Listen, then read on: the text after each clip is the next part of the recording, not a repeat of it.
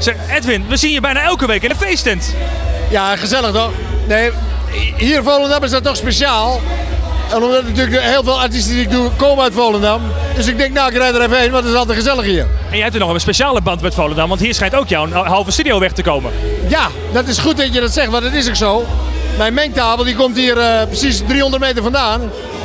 En ja, daar ben ik nog steeds heel blij mee. Dus die komt uit de studio van Arnold Muren, dat is geweldig. De laatste productie die ik gedaan heb is Bouke, die is nu uit.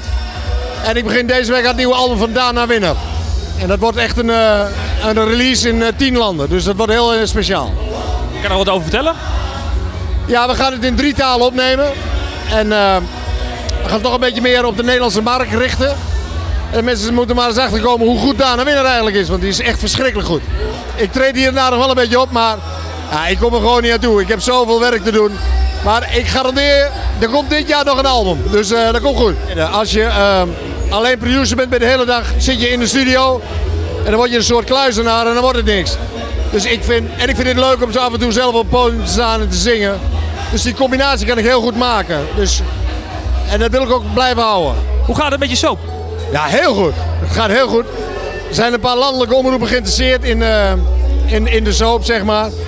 Ja, het is heel leuk om te doen en de mensen te laten zien hoe het nu werkt, zeg maar, achter de schermen.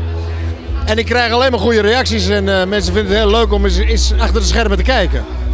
En wat is dan het geheim van Hoevelaak? Je verdiepen in de artiest. Als je de artiest kent kun je hele mooie dingen doen. Is dat ook heel stiekem de reden dat jij naar al die feestjes gaat? Dat ook, ja. Ja, je krijgt een veel closere band met alle artiesten, dus dat is heel belangrijk.